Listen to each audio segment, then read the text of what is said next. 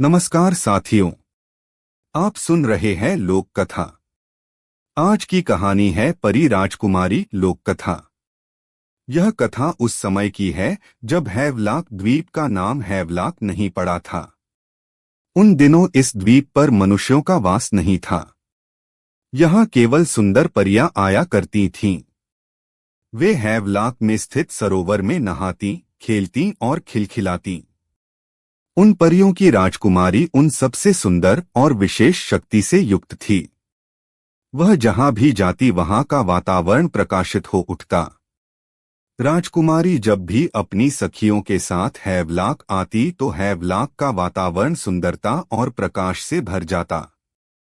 राजकुमारी की इस विशिष्टता को लेकर उसके माता पिता चिंतित रहते और उसे दिन में महल से निकलने नहीं देते। रात्रि को ही वह हैवलॉक आ पाती।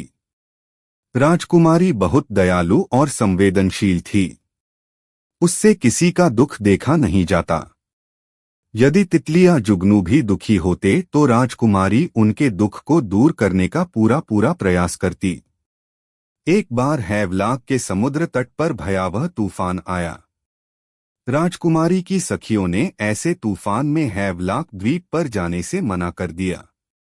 राजकुमारी हैवलॉक जाना चाहती थी, उसने अकेले ही जाने का निश्चय किया। उस समय हैवलॉक में तूफान के कारण गहन अंधकार छाया था। राजकुमारी के वहां पहुंचते ही समूचा द्वीप प्रकाशित हो उठा। राजकुमारी ने अपने पंख एक ओर रखे और सरोवर में उतरकर नहाने लगी।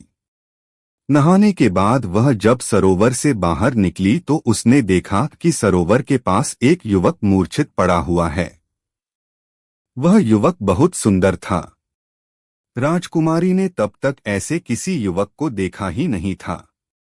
इतने सुंदर युवक को इस तरह मूर्छित देखकर राजकुमारी का मन द्रवित हो उठा और उसने सरोवर का जल युवक के चेहरे पर छिड़का। युवक की मूर्छा टूट गई और वह उठ बैठा।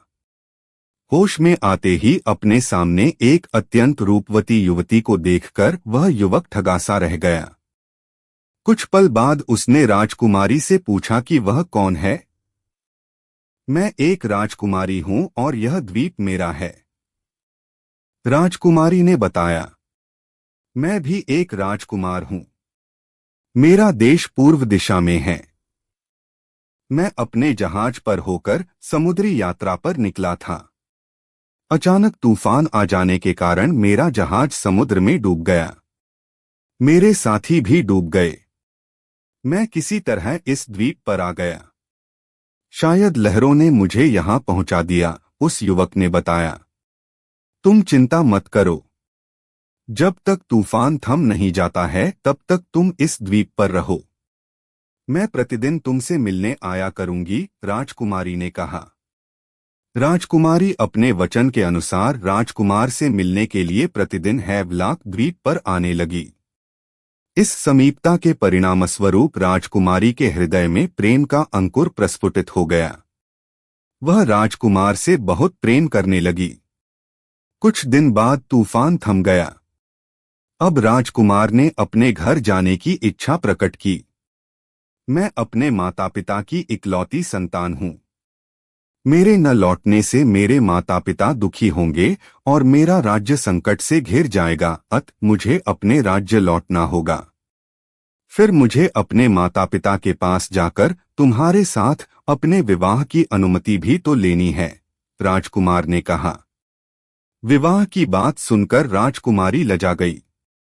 हाँ, तुम्हें अपने माता पिता से मिलने अवश्य जाना चाहिए, किंतु वादा करो कि तुम मुझे अपने साथ ले जाने वापस आओगे, राजकुमारी ने भावुक होते हुए कहा।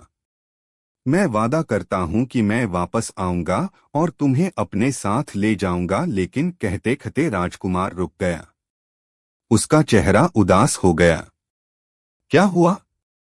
तुम कहते कहते रुक क्यों गए? अपनी बात पूरी करो, राजकुमारी ने कहा। नहीं, जाने दो, राजकुमार ने टालने का प्रयास किया। नहीं, इस तरह बात अधूरी छोड़ना ठीक नहीं होता है। अपनी बात पूरी करो, राजकुमारी ने आग्रह किया। मैं जाना तो चाहता हूं, किंतु जाऊंगा कैसे? न तो मेरे पास जहाज है न ही कोई और साधन, राजकुमार ने उदास होते हुए कहा। हाँ, यह तो तुमने सही कहा, राजकुमारी भी चिंतित हो उठी। यदि तुम चाहो तो मेरी मदद कर सकती हो, राजकुमार झिझकते हुए बोला। हाँ हाँ, कहो मुझे क्या करना होगा।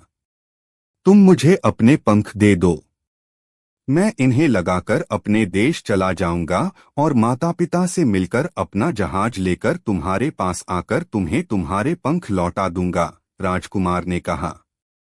मेरे पंख ही मेरे परी होने के पहचान हैं। इन्हीं में मेरी शक्तियां और मेरा प्रकाश है। किंतु मैं तुमसे इतना प्रेम करती हूं कि मैं सहर्ष तुम्हें अपने पंख दे रही हूं। यद्यपि पंखों के बिना मेरे माता पिता और मेरी सखिया भी मुझे स्वीकार नहीं करें, राजकुमारी ने कहा और अपने पंख निकालकर राजकुमार को दे दिए। राजकुमार ने पंख लगा लिए। राजकुमारी ने पंखों का प्रयोग करना सिखा दिया। इसके बाद राजकुमार ने परी राजकुमारी से विदा ली और अपने देश की ओर उड़ गया। राजकुमार के जाते ही राजकुमारी पंखविहीन हो गई, जिससे हैवलॉक द्वीप पर अंधेरा छा गया। दिन बीते, माह बीते, वर्ष व्यतीत हो गए, किंतु राजकुमार लौटकर नहीं आया।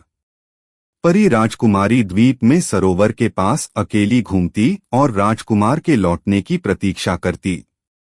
जब धीरे धीरे मनुष्यों ने हैवलॉक की धरती पर आना जाना शुरू किया तो परी राजकुमारी अदृश्य होकर भटकने लगी। वह आज भी राजकुमार के लौटने की प्रतीक्षा कर रही है। अंडमानी आदिवासियों में यह विश्वास प्रचलित है कि हैवलॉक द्वीप के सरोवर के किनारे राजकुमारी के सरोवर के पानी से भीगे हुए पदचिन्ह दिखाई देते हैं। आपने कहानी सुनी, इसके लिए आपका बहुत बहुत धन्यवाद। और आपने सब्सक्राइब किया, इसके लिए बहुत बहुत आभारी हूँ।